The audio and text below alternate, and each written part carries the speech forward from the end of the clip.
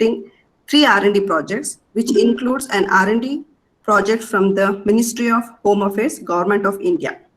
He is the recipient of SUB DST Young Scientist Travel Grant for DCC 2020 USA.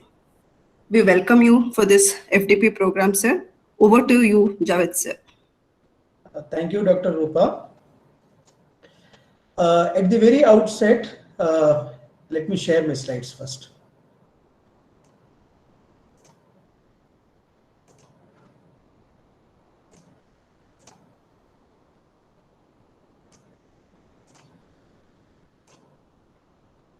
Can you see my slides? Yes, sir. It's visible. Yeah. So, a very good afternoon to all. It's a post-lunch session, so it is a most difficult session. Yes. Okay. So I am very thankful to all the esteemed organizers of this prestigious AICTE-sponsored Atal Faculty Development Program on Computer Vision and Pattern Recognition Challenges and Opportunities for inviting me to deliver a lecture on feature and its representations. My special thanks to my teacher, Dr. B.S. Harish, and the coordinator of this workshop, Dr. C.K. Rupa. I feel very humbled and honored today to deliver this lecture online at a place where I spent 4 years of my life in this beautiful campus of SJC. I am a proud alumnus of SJC of the batch 2005 to 2009. So with this small introduction, I would like to move to the lecture. See, I have named this presentation as Introduction to Pattern Recognition, but with a focus on feature and its representations. So that will be the highlight of this particular presentation. So generally we deal with patterns, right, in our day-to-day life. So what is basically a pattern? A pattern in general is any regularity in the world, okay, and it may be a man-made design or it may be an abstract idea. So to tell you what is the meaning of an abstract idea? So abstract idea means it may be a good health, right? It may be a bad health, it may be a peace, it may be a justice, but all these abstract ideas are also patterns. So it is very challenging to see that how can we represent these ideas or these patterns means in a machine readable form. So that is the challenge which we are going to see. Okay, that how we are going to represent all these patterns.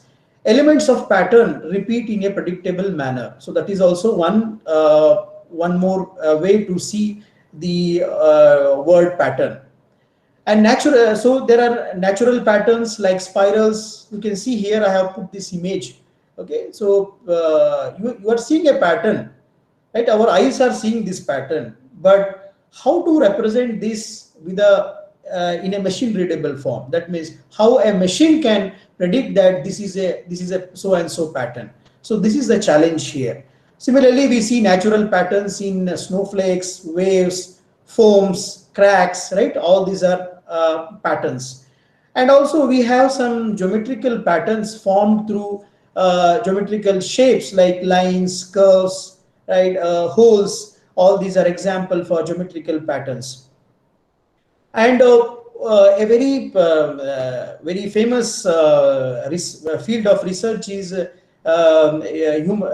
computer cognition, so or human cognition. So there we are going to learn what is the behavioral pattern, okay, but the different pattern of brain signals we are going to analyze. So how we are going to represent all these things? Okay, this is easy. This is very good to listen, that geometrical pattern, natural pattern, behavioral pattern. But the challenge is that when you try to implement this, then it is going then you feel the difficulty. So for a computer, basically the pattern is a vector of feature values. Okay, so it is a number or it is a sequence of some numbers which are intelligently or chosen from the pattern, right? So we would try to see different pattern representations, different ways of looking into the pattern. So now, before going into the main part, okay, in the feature representation, let me spend some time on this. So basically, our brain, whenever our brain sees something, okay, it tries to learn, right? So how does learning happen? The learning happens with the features, right? So now, if I tell that this is he is a good boy, he is very naughty, right? So what do you think that what features the brain is going to take from that particular boy? So we have, our brain requires learning of features. Now the next question is that how to say that this is the most important feature, and how many features are required to recognize particular pattern. So these are some of the open questions when we try to do cognition and recognition. So the word cognition refers to learning and recognition refers to recalling, or it is recognizing, right? So here for learning and recognition, we require patterns, right? We see patterns and then we learn, also we recognize. Now what is the definition of a pattern? What is pattern recognition? Pattern recognition is an automated recognition of patterns, regularities in the data. How it is possible? It is possible through the analysis by the close observation of patterns and its representation. So that is the key part which we are going to see in this particular lecture. Pattern recognition, usually it is accomplished in two forms. It is statistical pattern recognition and syntactic pattern recognition. So pattern recognition involves classification. I think these topics are already touched, or maybe it is touched in the upcoming lectures. So classification, clustering, and all these are keywords which are associated with pattern recognition. Now one more word which I want to highlight is that supervised learning. So what is supervised learning? Supervised learning is basically learning under a supervision, right? So that is learning by giving examples, from examples. Whereas what is unsupervised learning? Unsupervised learning is learning from observations, learning from the data, learning from the facts, right? So that is the unsupervised learning, but without any supervision. That is the unsupervised learning. And statistical pattern recognition, I would just spend one slide on statistical and syntactic pattern recognition. So just to make you understand, but my entire focus is on pattern and its representation. So whatever slides you see, you should think what is the pattern used here and what is the representation used here. So statistical pattern recognition uses vector spaces to represent the patterns and classes. So in order to be good in pattern recognition, that means that you should be very strong in vector space, right? You should have a strong foundation for linear algebra. You should have a strong foundation for probability and statistics. So all these things will help you in understanding the patterns. So most of the popular methods of statistical pattern recognition is the most popular because it deals with the noisy data and uncertainty. We already know that when we try to capture images or when we try to capture audio or video, noise is always there, right? So we have a specific stage in pattern recognition that is called as a pre-processing stage. So this pre-processing stage is meant to mitigate, is meant to reduce the noise and uncertainty inside the data. Now, probability statistics are good tools to deal with such problems. The abstraction typically deal with probability density distributions of point in multidimensional spaces. And because of vector space representation, subspaces, projections, so these are important concepts in linear algebra: projections, subspaces, vector space representation, bases, and all these are very important terminology associated with the with this vector representation. Okay, and also we have different distance measures also to deal with this kind of representations.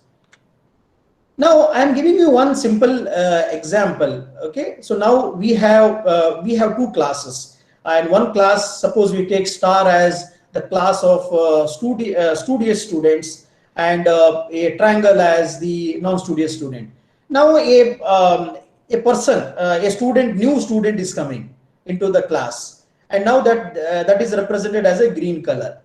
Now I ask you a question that which group, see this student falls here in between the two groups. Now I ask you a question, which group does this green color student, he belongs? What will be your answer?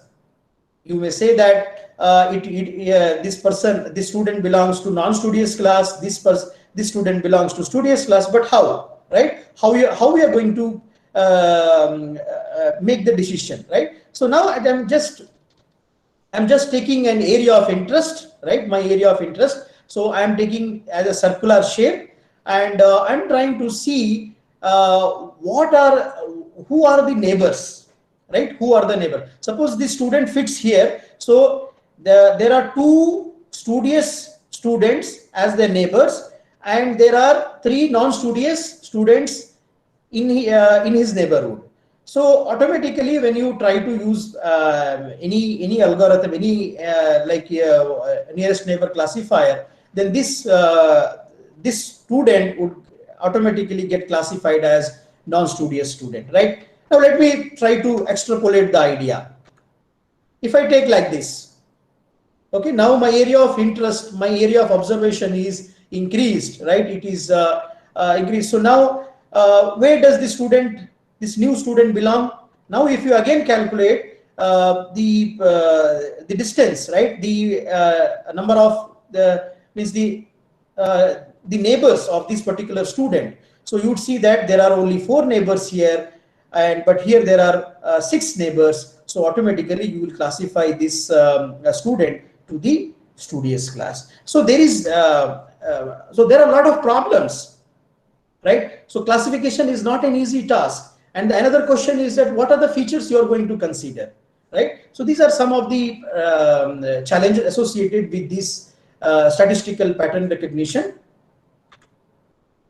And now coming to syntactic pattern recognition. Syntactic pattern recognition is it is in a simple way to tell you that, like for example, you want to show the baby that how to represent A.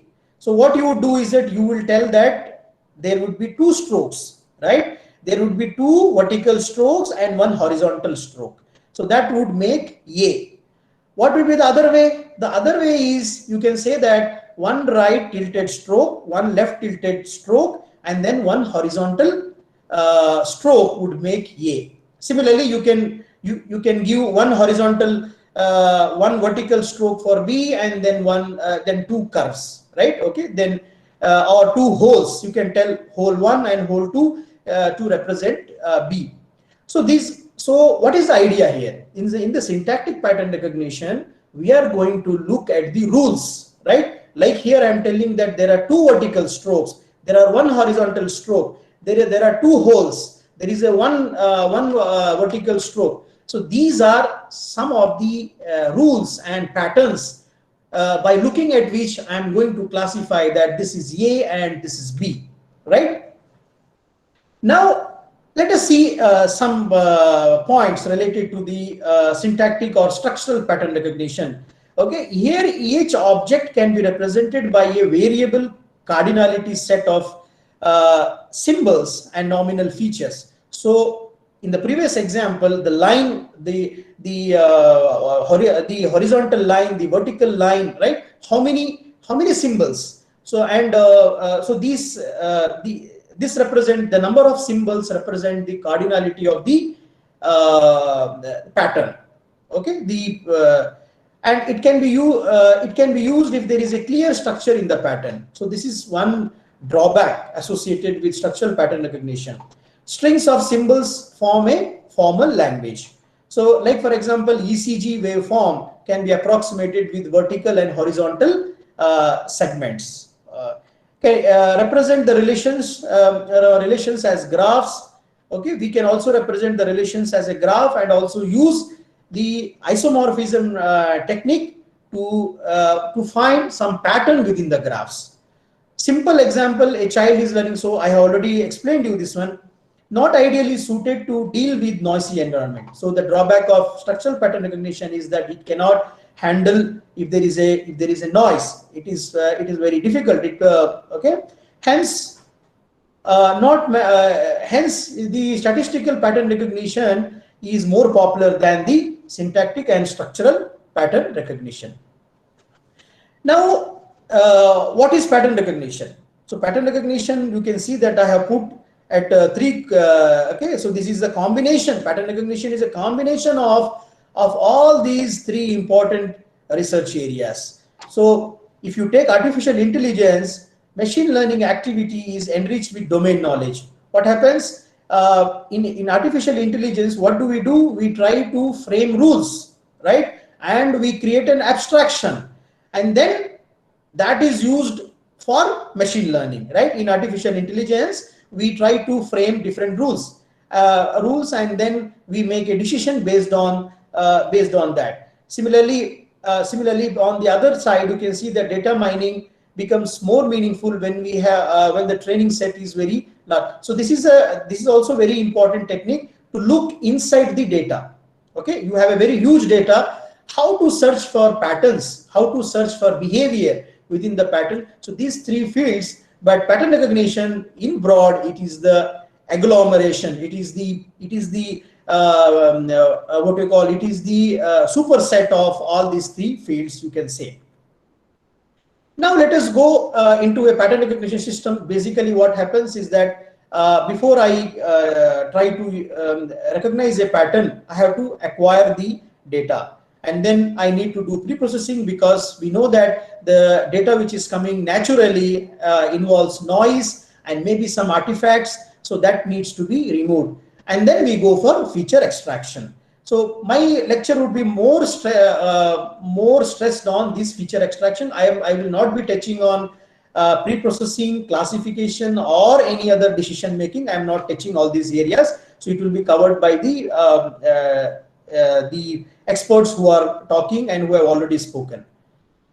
So then based on the database, you are going to have you are going to do classification, and then decision is made, and based on the decision you are going to take action, right? So whether you are decision is there, but whether you are going to take that action or not is dependent on you, right? Okay, the computer will say that this brain has brain tumor, right? So in so and so place, but it would not give action, right? Action is decided by the doctor. So that is how we should remember. It is just to for the sake of completion, I have written this one. So basically acquiring the image, pre-processing, segmentation, representation and description, recognition and interpretation. So we are going to discuss more on representation and description, recognition and interpretation. We are not going to discuss. We are only focusing on representation. This is one example which I have taken from the research paper. You can see that suppose I want to classify histology image of blood cells. So now you can see that now in the previous slide I showed you that the general structure of pattern recognition. Now this is how the pattern recognition for any particular domain is being designed. So here I have taken a medical histology images I have taken and shown that this is how the image is obtained, and then I do segmentation, then I extract features, and then see here feature extraction is taken here, and then I do classification. I do normal RBC or abnormal RBC, and then I take it. Then decision comes out, and then I have to take the action. Similarly, so these are some of the machine learning data sets which you can use for analyzing any of the research work, and also these are some data sets for data mining. You can just go through these data sets. And in general, I would like to say that, see, pattern there are tremendous applications of pattern recognition. You can take agriculture, education, security, finance, transportation, medicine, entertainment. Okay, each and every field involves pattern and pattern recognition. So all these in specific, you can say that biometrics, bioinformatics, multimedia data analytics, document recognition, fault diagnostic, expert system, all these are the areas where pattern recognition is popularly used. So these are some of the videos. I'm not going to play those videos, and you can just see how a face recognition works, how a face tracking works, and how airport baggage screening works. What is the idea there? What is the image processing and video processing technique they use for screening your baggage, and also how they are how the bottle system, right? You have water bottle, you have juice bottle, so how they are being packaged in the industry. So these can be seen, right? So now let us start our actual content. So feature and its representation. In a typical pattern recognition application, we need to process the raw data and convert into a form that is amenable for a machine to use. So what is the purpose? We have a raw data. What is our responsibility? Our responsibility is to identify the features or the attributes that can be helpful for representing into the machine language, right? For the machine to be used. And then you can see that PR involves classification and clustering for clustering of patterns. So once we recognize the features, okay, still we have not gone for representation. We have to identify the features. But how to identify that this is the best feature? This is not the best feature. It is very challenging. We assign appropriate class label to a pattern based on an abstraction that is generated using a set of training patterns or domain knowledge. Clustering generates a partition of data which helps in decision making. So as we have seen that clustering is a technique which is unsupervised. Okay, clustering is a technique which is unsupervised. So how to select features for in a supervised learning? How to select features in an unsupervised learning? All these things should be taken. Now I have included one slide, one image from this source where you can see that what is the feature abstraction. Feature abstraction is that you have been given something, some image is being given, but now how to identify that whether this is a face, right? You know that this is face, but how does the machine know that this is a face? Okay, for me this looks like a this one, I can say that this looks like a coconut, right? Because it is circular in shape. So it is oval in shape, right? So this head can be interpreted as a coconut, or it can be interpreted as jackfruit, right? So what are the features? What are the unique features I need to extract from the face to say that this is the face? And the next question, once you recognize that this is the face, the next question immediately will come, whose face, right? Whose face is this? So then comes the concept of biometrics, right? Face recognition, the fingerprint recognition, iris recognition, and all those things come. So feature abstraction is very, very fundamental in representing features. It is meaningful to summarize the data appropriately or look for an apt abstraction of data. That is very crucial. Such an abstraction is friendlier to both the human and the machine. So the criteria is that whatever the abstraction you want to generate, it should be friendlier to the human being, also for the machine. For humans, it helps in easy comprehension, because ultimately the evaluation will be done, whether good or bad evaluation will be done by human beings only, right? For the machines, it reduces the computational burden in the form of time and space requirement. So for the machine, it should be computationally efficient. That is the key idea here. Now, how to select a pattern?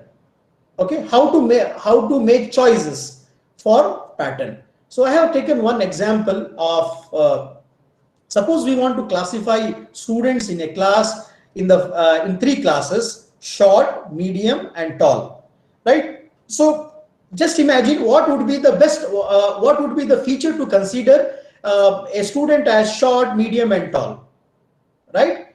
So let us think that what is the feature to select.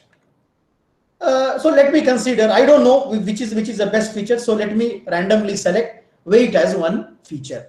So now what happens if you see, now I have taken weight as a feature to classify the students into short, medium, and tall. Now what you do is that you try to take the sample space, right? Now you take your data set and try to observe whether can you classify a student as short, medium, and tall based on weight. Then interesting observation will come that no. But as we see the sample space, we observe that tall, medium, short do not go well with the weight. Okay. So what is the next choice? Can we have a better choice? Yes, right? We can have a better choice. So when we'll see that, okay, now let us take height, right? So based on height to classify short, medium, and tall, yes, perfect, right? So this is the best feature. It is a more not best feature. I cannot say that it is best feature, but I can say that it may be the appropriate feature. So so this may vary. Like for example, you take a data set. If you take a data set of India, and if you take a data set of China, where people are very short and almost they look similar, right? So then it is going to be very, very challenging. The height feature may not work. That time you need to classify. You need to use some other feature, right? So one very important observation which you should remember is that choice of pattern is dependent on the application. Okay, choice of pattern is dependent on the application which you are going to solve. So you cannot say that the height feature is the best feature for classifying short, medium, and tall. No, right? So it may vary based on the geographical condition. It may vary on so many other conditions. Now, what are the different data structures for feature or pattern representation? Now, yes, right? We want to represent the pattern for a machine to read, right? But how does a machine understand?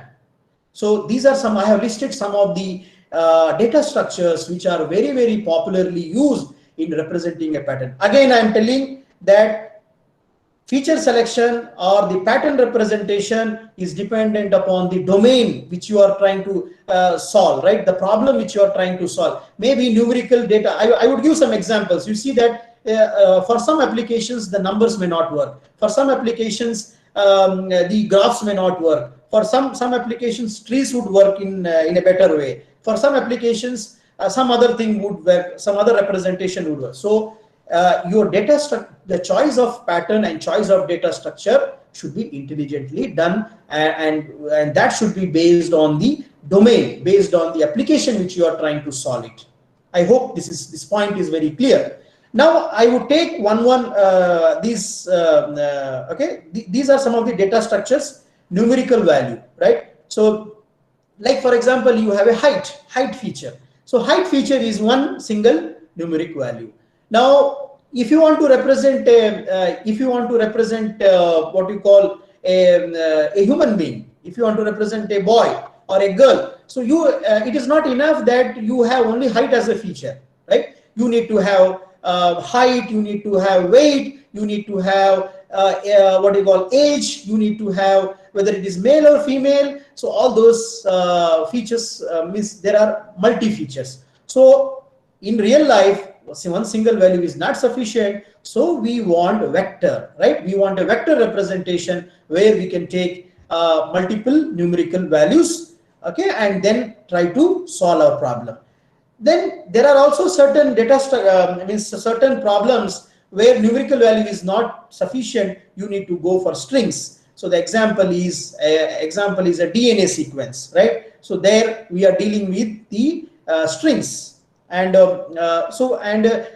similarly, you can also take what we call the compressed representation. Compressed representation also in the form of strings like 0, 0, 1, 0, 1, 0, 1, 0, 1 or hexadecimal representation. They are also the string representation.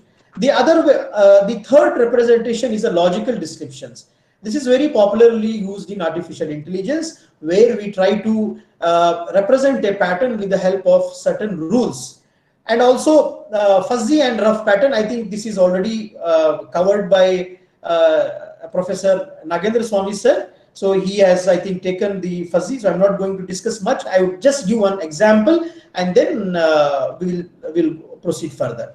Okay, so fuzzy and rough pattern set is another way of representing the features. And you can see that trees and graphs are also very popular representation. So when nowadays we are talking about data science, we're talking about big data, and I'm seeing that I'm observing that the trees and graphs are now becoming the very popular data structure for dealing with the huge amount of data, right? So I have chosen some good examples I would try to give you when I deal with trees and graphs as a separate slide there. And the next is the transformed representation. Now, like for example, I would quote the very famous example. Now, suppose you want to remove, you have an image and you have lot of spikes, or you have lot of noise disturbance inside the image. Okay, so if you want to remove that noise in the pixel domain, what you would do, you try to use a mask, and then 3x3 mask. You might take any filter and then try to move in a very overlapping manner, and then try to remove the noise from the images. Now the other way of representation is the frequency representation. Now what I do is that I apply discrete Fourier transform, or discrete cosine transform, or discrete wavelet transform on this particular image. Okay, on the particular image, and then I see that when I convert that into frequency domain, the noise, the pattern of noise which was distributed inside the pixel image, now it is only one frequency. It is represented as one single frequency. If you just remove that frequency, if you remove that particular frequency, then your entire image is noise free, right? So the thing which I want to tell you is that, so some tasks are easy in one domain, some tasks become difficult in that same domain. So we need transformed representation. That is the reason we have discrete Fourier transform, discrete cosine transform, discrete wavelet transform. All these are different transformed representations where our problem solving becomes easy in such forms. And another very important representation which we are working as a research area is a compressed representation. So now we know that I have one slide included for that, just to give you an idea. Now the image or the pattern, the data is available in the compressed representation. Now how would you extract features? How would you represent? How would you extract the features and represent for object detection? You represent for pattern recognition. So those are some of the challenges. You can see my research papers. There are a lot of I think more than 25 research publications are available on this compressed representation, where we have tried to extract features, to do segmentation, to do word spotting, and now in different images. We have taken TIFF images, JPEG, wavelet, JPEG 2000, which involves discrete wavelet transform, and all those things we have attempted here. And nowadays, not nowadays, it is the most the popular representation. Now you can also represent features using neural networks. So that is mimicking the human nervous system, human brain, right? And neural network give the basis for, means it is the foundation for deep learning, which we are seeing that it is a very popular word used in this research domain nowadays, right? And many more representation data structures are available. I am not going to discuss those things, but I would just touch upon all these things. So feature or pattern representation. A pattern is a physical object or an abstract notation. Already I have explained you in this in the first slide. And what is a pattern? Suppose I am explaining animal class. So in the animal class, if I am describing about the animal, then the animal is, so animal is black in color, animal has 4 legs, it has it is 3 feet, or it is 4 feet, or it is something like 10 feet, right? So so as soon as I describe this animal class, the pattern will try to emerge inside your brain, right? So same thing. So this pattern, so these are patterns related to the animal class. Now if I have a ball class, so ball class, when I try to describe the ball, then that so description of the ball is a pattern. So features are the attributes.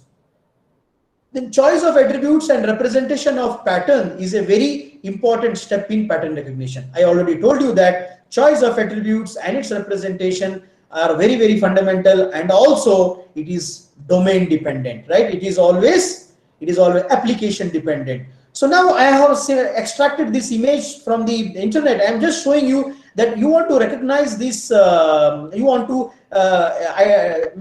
to identify pattern for this bike. Okay, what are the things you take? There are so many features available here. So for example, back wheel is available. For example, what you call the here, the engine is available here. The wheels are the style of the pattern inside the wheel, the backside of the what you call the bike, the headlight of the bike. So which feature you are going to take, right? So so these are some of the challenges. What feature you are going to consider? Okay. And now let me go one by one. Whatever the features I had listed there, now I would give examples for all those particular data structures and pattern representation. So feature or pattern as a vector. A pattern is a number or a vector. So if it is a number, single number, or it is a vector. For example, if you want to represent a ball, you want to represent a football, or if you want to represent a cricket ball, then what are the parameters you need to consider, right? You may take weight, right? Because the ball, suppose you want to differentiate a football from the cricket ball, then you need to, then okay, we start thinking, right? We feel that weight is going to be a very important parameter. Similarly, radius of the ball, right? It is going to be a very important pattern. So similarly, we can have more than like color of the ball and all these things. We can have features here. So this is just to give you a feel of pattern as in vector or pattern as a number, right? So now another moving to the next is pattern, how to represent pattern or a feature as strings.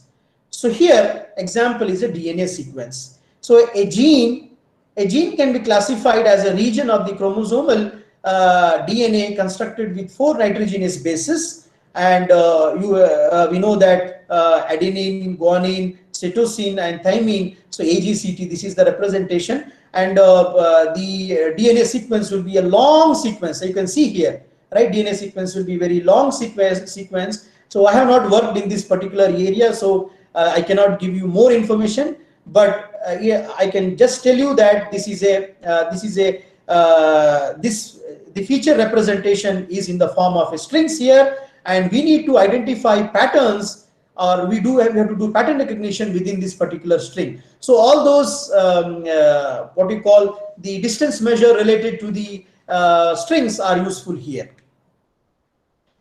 And now I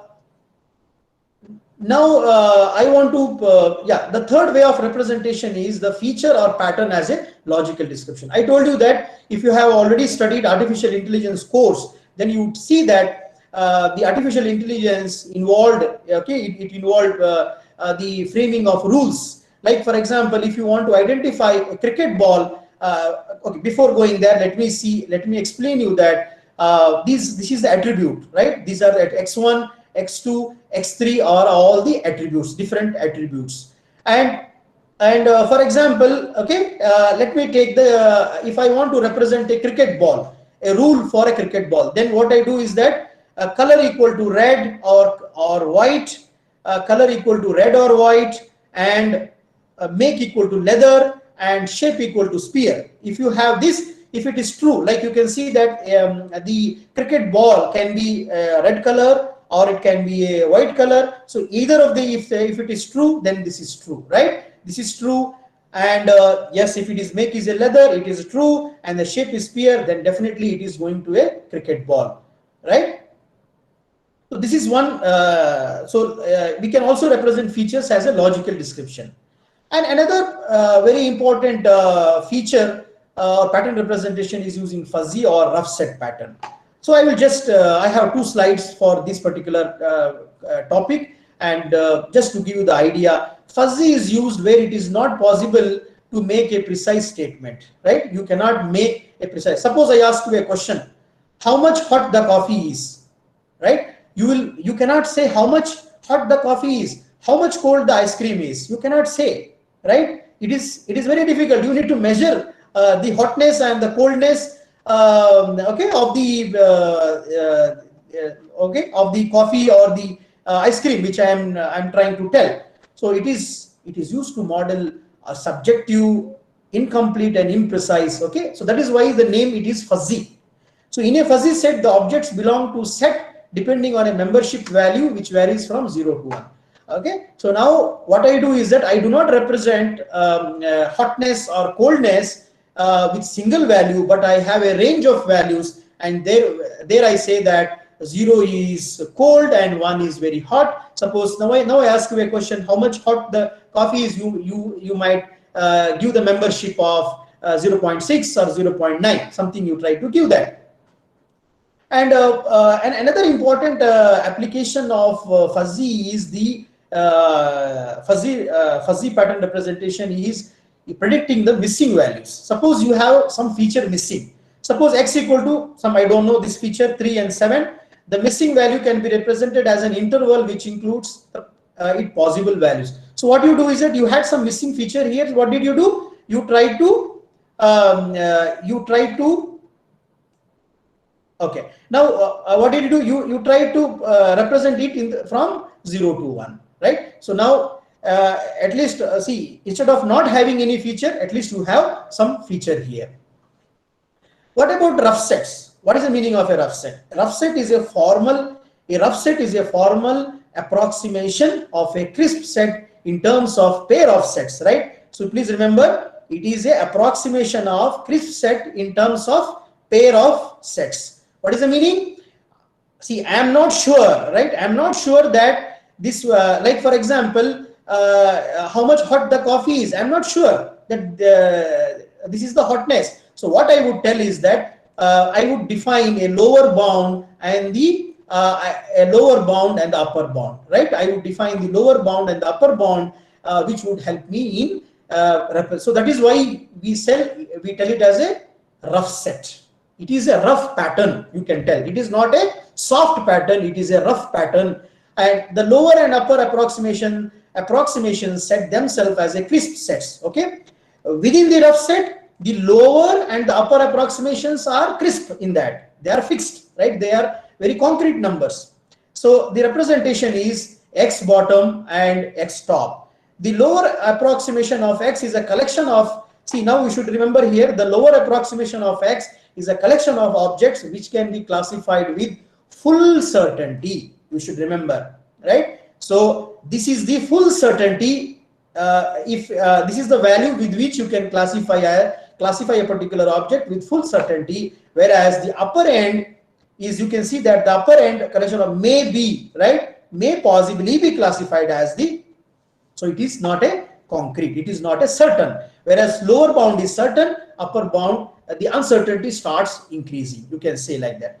For example, see, I have given you one example here where voltage, current and frequency is being represented. You can see that voltage is this, okay, current is this, and frequency, I don't know whether this is exact representation, but the frequency, you can represent frequency as lower frequency and the minimum frequency and the maximum frequency, lower and higher, and in between the frequency will start varying, right? So that is the idea here. And now coming to the another very popular representation is the trees and graphs. Okay, so graph and trees are the popular data structures for representing patterns and pattern classes. Each node in the tree or a graph may represent one or more patterns, right? So one or more patterns. So now let me take this example. This is a social network on Facebook. Okay, so this is the graph representation of a social network, okay, of a particular person of this. You can see here, you can see here there are 3 clusters, right? So there are 3 clusters. You can see that this, suppose here the friends of this particular this class, suppose this class is represented by one particular friend, one particular person. Let it be P1, and this is P2, and this is P3, right? This is represented. Now you can see that all those all those friends who are in the proximity of P1, okay, it is sure that they are the friends of P1, right? Similarly, P2, P3. So we can select a proximity. We can select a proximity and then try to decide whether the, okay. So this is a very decide whether this is a this graph. Okay, these are the friends associated with P1. These are the friends associated with P2, and these are associated. Now you can see that very interesting here. You can see there are some interconnections. You can see between P3 and P1 there are some friends which are, there are common friends. You can see he's a common, she's a common, he's a common friend, right? So these are all what we call okay, these are all connecting the 2 graphs. So these are very important what we call in edges within the graph. Okay, so here so now yeah, so how to represent now the pattern in the form of trees and graphs. Okay, initially what we do is that for a given for any given pattern, first we try to have nodes, we try to define what are the nodes, and then we try to have the edges. Okay, so this is the entity. Okay, these are the nodes are the entity, and the edges are the relationship, right? So edges are the relationship. So maybe see now you are seeing this friendship graph here. Now I would tell you that you draw the graph for you draw the enemy graph. Okay, so now how would you draw the enemy graph for this particular graph representation, right? So it is very challenging. And now so there are different just I am just seeing that, yeah, I have not included. So now how to represent a pattern or features in the form of a graphs. Okay, so I showed you here that a graph is represented as nodes and it is represented as a relationship, right? So graphs and graphs are very popular data structures, and they are very closely related to human life, right? In our human life also, like for example, we have entities and we have relationship, right? If like for example, a son is related to mother, right? So there is a edge representation from son to the mother, son to the father, son to the siblings, right? So you can see that the relationship is represented in the form of a what we call in the form of edges. Okay, now how strong, how weak the edges is again a research issue. And just to give you an idea, because we teach graph theory course in IIIT Allahabad, so I would give some more point. Now, how to represent a graph or how to represent a tree? So a very popular representation is incidence matrix, right? Incidence matrix, and X is the, I hope I am right in representing. A is the incidence matrix and X is the adjacency matrix. So see, for you it is suppose you see this graph. So our human eye sees that this is a graph. But how does the computer understand what? How does the computer know that this is a graph, right? How should I classify that this is the friend of P1, these are the friends of P2, these are the friends of 3, right? So you have to define a data structure. So a very popular data structure used with the trees and graphs are incidence matrix and adjacency matrix. But now you can say now you have many types of representations. You can just go through the internet and try to see that. Okay, and a very important concept with graph is a minimum spanning tree, right? A minimum spanning tree, a graph with n vertices, right? A graph with one vertices has n minus 1. Okay, a graph with n vertices and n minus 1 edges. Okay, n minus 1 edges are called it is the tree. It is the definition of a tree. And what is a minimum spanning tree? So minimum spanning tree is that the number of edges, okay, the minimum number of edges which connect the entire graph. Okay, which connect the entire graph. So there are many algorithms associated with the trees. You have a depth first search. You have where what we do is that we try to explore, right? We try to explore. Suppose we select some pattern. So this depth first search is very popularly used in game theory, right? It is used in games and also in artificial intelligence, AI, for searching for different spaces, right? The solutions. So depth first search, breadth first search, and you also know that there is a Kruskal algorithm and Prim's algorithm for finding the minimum spanning tree, right? And another very important application of graphs is the clustering, right? So minimum spanning tree is used for clustering applications. So a very famous algorithm called as Zan's algorithm that is used in So Zan's algorithm, what does it do? You have a very huge data, you construct the minimum spanning tree, and then you identify, then you start breaking the bigger edges.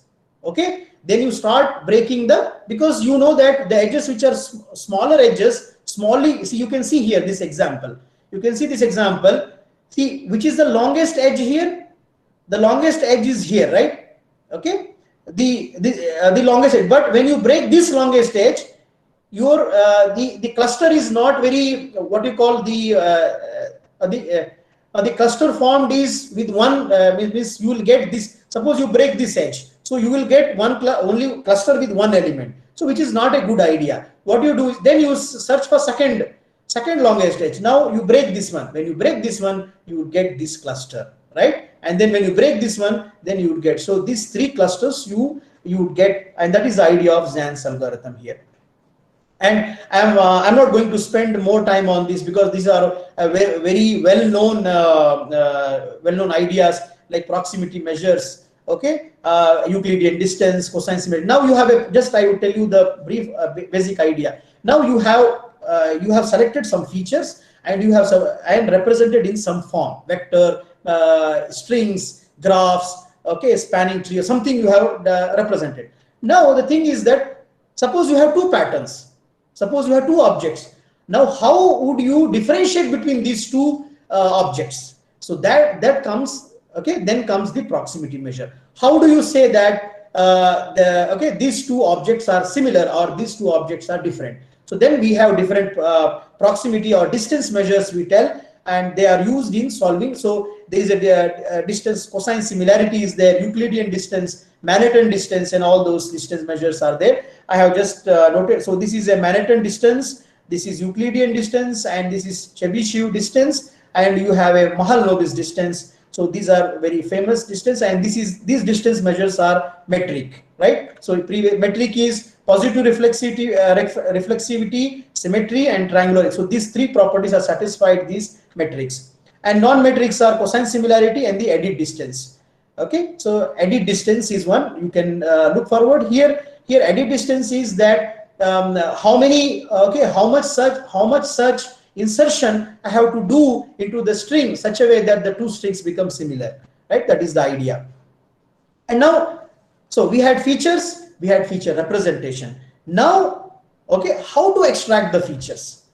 Okay, now how to extract the features? So there are different techniques for extracting the features. And so PCA is one such algorithm, where one such technique to extract the very important features from a very huge data. Similarly, LDA, and you have discrete Fourier transform, discrete cosine transform, discrete wavelet transform. Okay, I have just to explain you that give you a very brief idea about PCA. What does a PCA do? So suppose you have a data, right? You have a data. So what does a PCA do? PCA tries to to find, okay, to maximize, okay, it tries to find the axis, okay, it tries to find the axis, component axis that maximizes the variance. Okay, so it tries to, okay, maximize the variance, and means it tries to capture the data, the very important data.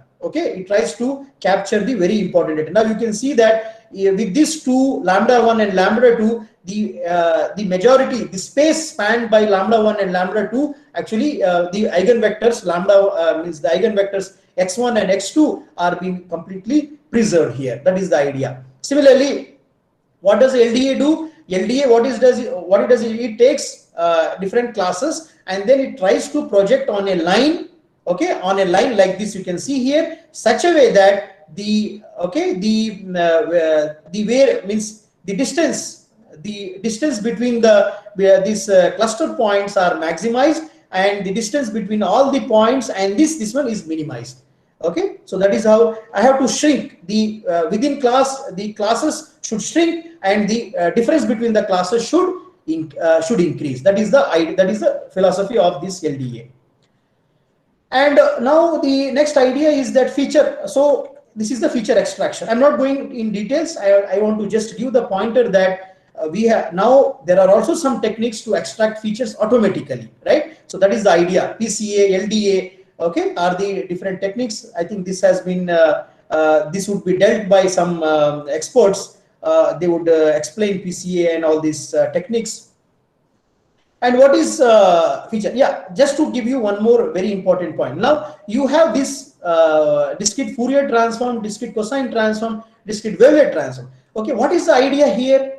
Here the idea is to have TC signal, right? Here, which is the signal that stores maximum information. Like in this PCA, lambda 1 and x1, which is the vector eigenvector 1, used to be the means it is a dominant feature, right? It is the dominant feature here. Similarly, if you just visualize PCA with this Fourier, these transforms, then you would see that DC value, the DC signal is the average signal. Okay, DC signal is the average signal. So this DC average signal preserves the maximum information which is required for the reconstruction. So so that is the idea here. And the next idea is features. You have a bunch of features, and now how to select the features? This is a very challenging task. So people have tried to come up with different ideas. The features used for classification may not always be meaningful. Removal of some features may give better classification accuracy. So all those things happen. And feature selection can also be used to speed up the process of classification at the same time, ensuring that the classification accuracy is optimal. So this is what I have taken from the literature. Okay, so there are different techniques, search techniques for, and certain criteria for finding that which is the best feature. So you can just select it. So this is the this idea, feature selection idea is also used in dimensionality reduction. If you have done some dimensionality reduction, where what we do is that we try to find the correlation between the features, and if the features are correlated, means there is a lot of redundancy, and then I need to remove one of the features and try to reduce the means the number of features. So that is also what, there are different dimensionality reduction techniques. I think I have not put any slide on that. So feature selection ensures the following: reduction in the cost of pattern classification and design of the classifier. Dimensionality reduction, yes, right? With feature selection, you are doing dimensionality reduction. Improvement of classification accuracy, yes. Curse of dimensionality. Now you see, a thought would come in your brain that if you keep on adding more and more features, you are going to get more and more, means you are going to increase the accuracy. No, it is not like that. So we have curse of dimensionality. So this graph, you can see here, when you start adding the features, right? When you start adding the features, you get your performance is maximized at this particular point, and then suddenly it starts, when you add more features, then it starts decreasing. You can see here. So this problem has been widely studied in the literature. You can go through this. So this is a curse of dimensionality. It is not true that you add more and more features and you would get more more accuracy. No, it is not true. So some of the feature selection method I have listed down. I'm not going to discuss, but I'm just listing down. There are exhaustive search methods, branch and bound methods, selection of best individual features, sequential selection method is there. Okay, shrinking and growing means what you're doing. You are starting with all the features and then slowly removing one by one features. That is the shrinking. And growing set means you are starting with no features, then you are go on adding some features, and then you are doing classification, checking the performance, and that is this one. The sequential floating search, sequential forward search, sequential backward search. These are some of the techniques. Stochastic search methods. This is the random. Okay, this uses stochastic, meaning is random. Okay, so random search methods are also a very famous algorithm right now. Stochastic descent gradient. Yes. Okay, stochastic gradient descent, right? SGD. So that also you can see that it starts randomly somewhere and then starts to reach the minimum position. So such kind of, so similarly you start with some feature and then try to reach the minimum feature you want to take. Then you have artificial neural networks and deep learning techniques. So these are some of the feature selection. I will give one slide based on this idea. I'm not going to take more time because still we have already completed 1 hour. So what I would do is that okay, I would give some ideas here. Okay, I already discussed that carrying out means carrying out feature extraction, carrying out feature representation and pattern recognition inside compressed data is very challenging, right? Is very challenging. There is a lot of scope for you to do research work. So this slide I'm not going to explain. It will take much time here. And okay, so I would just tell that you can do feature extraction, pattern recognition within the compressed data. So it has its own challenges, and you can see my research papers for this particular problem. Okay, so now feature extraction in deep learning. So this is the trend now, right? So what we do is that in the conventional method, what happens? I have an input, I have a feature extractor, I have certain features, I do feature selection, I do feature extraction, all these things I do. Then I use traditional ML algorithm and I get the output, right? So this is the traditional machine learning way. But what happens in deep learning? You have a very huge data, right? And you start feeding into the network, which is already there, right? In the deep learning, and then you get the output, right? So all these people have lost the job, right? These people, feature extractor, feature selection, and all these. So with the growth of deep learning, these people have lost their job, and now the focus is to feed it into the network and try to extract the features. Okay. Now I have included 2-3 slides. But what actually happens within the deep learning architecture, whether the same things, feature extraction, feature learning, same thing happens or not? Just to give you the idea, I have included these things in the next slide. So now the discussion is with respect to deep learning now. So deep learning also does hierarchical feature extraction. Okay, it is not that it is a black box or it is a magic box or something. If you give input, the output will come. No, not like that. So it is been trained, right? The network is designed in such a way that you can see that this is the this is the very low level representation. Okay, this is the low level feature representation. Then we see that as we go on proceed in the network, we see that these low level features are combined to form high level features, right? So now you can see that hidden layer one used to give some lines, it used to give some dots, some corners, something used to give that. Now in the second level, what will happen is that it will try to join the corners, it will try to join the points, right? It will try to frame try to give some shape to your low level feature. And now as you go on higher, you can see that you can see this clearly, the face is visible here. So now the idea is that inside the deep learning, the features are learned like our see. When you tell a human being to classify, human being will not see. When you to classify a human being, right? To classify a face, whether it is a face or whether it is not a face, human being will see. Human being will directly see high level representation, right?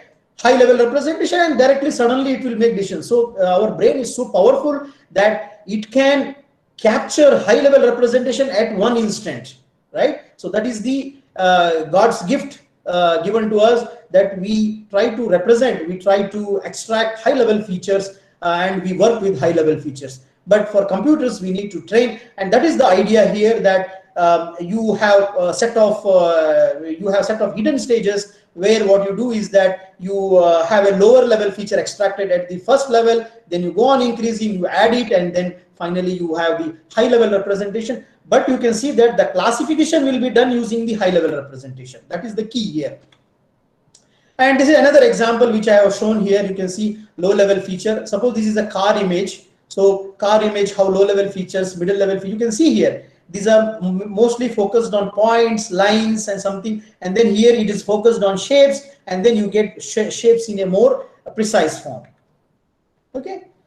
So now, right. So inside deep learning, so this slide I have just included to show that it is not so far whichever the slides I have shown, I have told you the good sides of deep learning or feature extraction. So this is one bad side of the deep learning, is that people nowadays, they are trying to fool deep learning models by just small modification. So okay.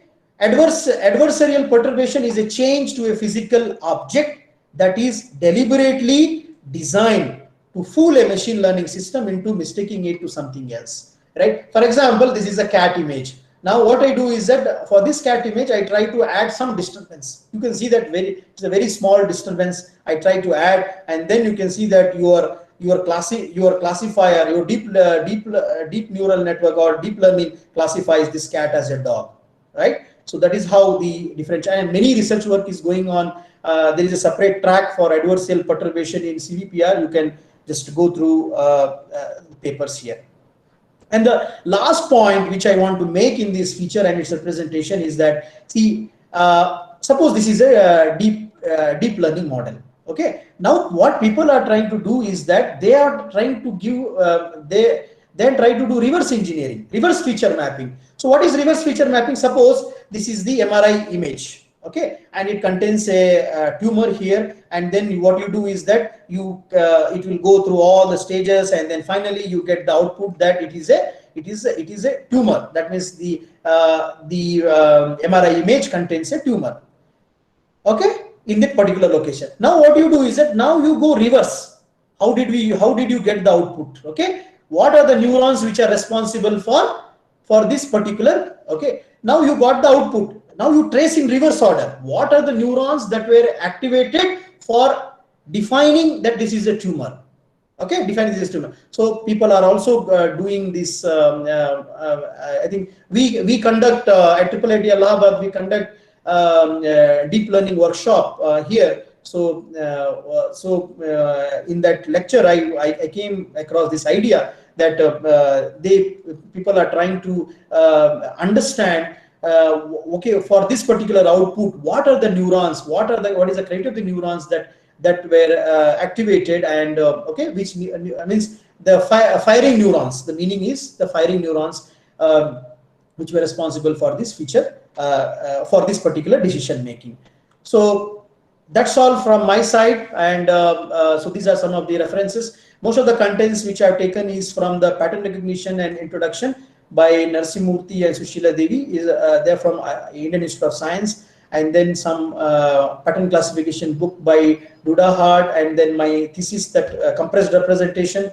Okay, so these are some of the references.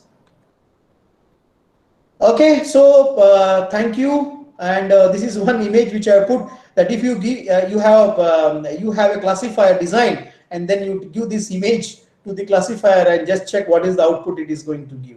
Okay, so thank you. Thank you for your patience listening. Thank you, sir. Thank you for sharing your knowledge with us. So we have one question. Can we take the question? Yes, yes, yes. We can take Uh, some questions. the question is from Professor Swapnil. If the for long feature vectors, if the feature vector is very long, how to decide the feature selection method? For this, if the features are very long, I think you should. Yeah, in my knowledge, I do not have any method that is that may be suitable for this one. I think you should explore that. Like for example, I have listed down. Long features are see, the problem is that okay, you can represent a long features, but the question is that how useful that long is, right? So that is the question. So if you are see, you have a long feature, and if you are able to get the classification accuracy, good accuracy with half of it, then it is good, right? But which are the features to discard? It is very you have to do a lot of experiments, right? You cannot simply discard the values which are present inside the vector. So that's all is my feeling. Thank you, sir. And one more question by Professor Manju. In statistical pattern recognition, what happens if the number of neighbors are equal? In short, there are different strategies. Okay, like for example, you have one. See, you are doing classification with one strategy, right? Similarly, you can have other strategy also. If there is a tie, like for example, if you're taking a see, this happens in IPL, right? IPL, which happened between Mumbai Indians and this one. I don't remember exactly the team, but I saw the highlights. So when the two teams get tie, there is some strategy for you to solve that problem. Like we have a super over in IPL. So such strategy. So if both sides are equal, then you have certain criteria or you give certain weightage to certain features. Okay, and then try to do that. And question from Professor Harshita. In biometrics, is it feasible to procure ear feature from face image? I am not working in this biometric area, so I will not be able to give you the appropriate answer. Okay, that you have to see the research papers. I think that combining means you are doing multimodal. Okay, combining one biometric with other biometric. There are some research papers. There are some studies which you have to go through and then make a conclusion. Or if it is not available, then you do it. Right? You have to do that. So that I'm not working in biometrics, so I will not be able, I would not be able to give you the exact answer, but definitely this answer would be available in the literature. One last question from Professor Jyoti. Which types prominent features are to be considered in case of histopathology images? As far as histopathology images are concerned, if I'm right, so we have worked with the malaria cells. I think there was one CV Raman fellow from South Africa. So during my means during that time I was interacting with him. I felt that the structures, the structural representation, like what we call holes and circles or some what you call ellipse, the shape represents. I think that shape is a very important feature in those particular applications. Okay, so maybe like that. Thank you, sir. And we are left with no more questions. If any question, I'll just forward to the your Yeah, mail, if sir. you can you can switch on your mic and then you can ask question. Yeah, participants can switch on if you want. If you have any questions, you can ask sir directly. Or if you have any feedback, you can give the feedback. See, I have tried to it is a very general topic. Feature and feature representation is a very general topic. It is not so. I tried to bring different ideas in this particular slide. Okay, it is not a specific to a particular domain, but it is the what we call in Kannada we say chitrana. No, so it is just like a chitrana. So my email ID is I'm sending here.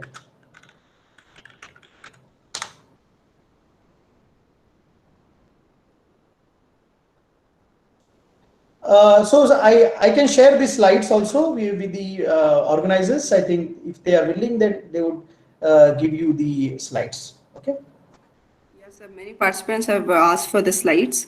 If you share with Definitely. us, Yes, I would share with Rupa, and then Dr. Rupa would give. Okay. I think we are done with the questions also, sir.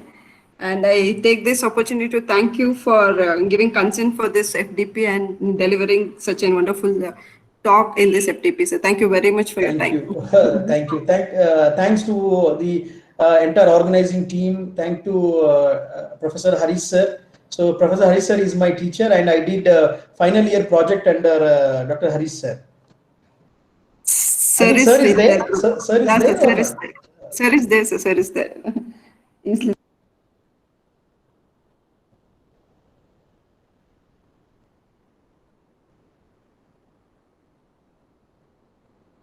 I think I would talk to sir over phone. Okay, fine. Thank you. Sir, very good evening, sir. Sir, ಹೇಗಿದ್ದೀರಾ sir? Thank you very much, sir. Thanks for Sir, connecting, hope my presentation was useful, sir. I was, it was a very tough topic. definitely, because we could see many number of questions, Yes, sir. and it was very well taken by the participants also. Probably you will expect the emails. Yes, sir. Yes, sir. I have provided, sir. My email ID I have provided. I think they can give questions. They can just write to me. No problem. Sure, sir. Sure, sir. So, thank you very much once again. Thank you, sir. Yeah. Thank you. Thanks for the invitation. Thank you so much, sir. Thank you, Dr. Rupa. Thank you. Okay.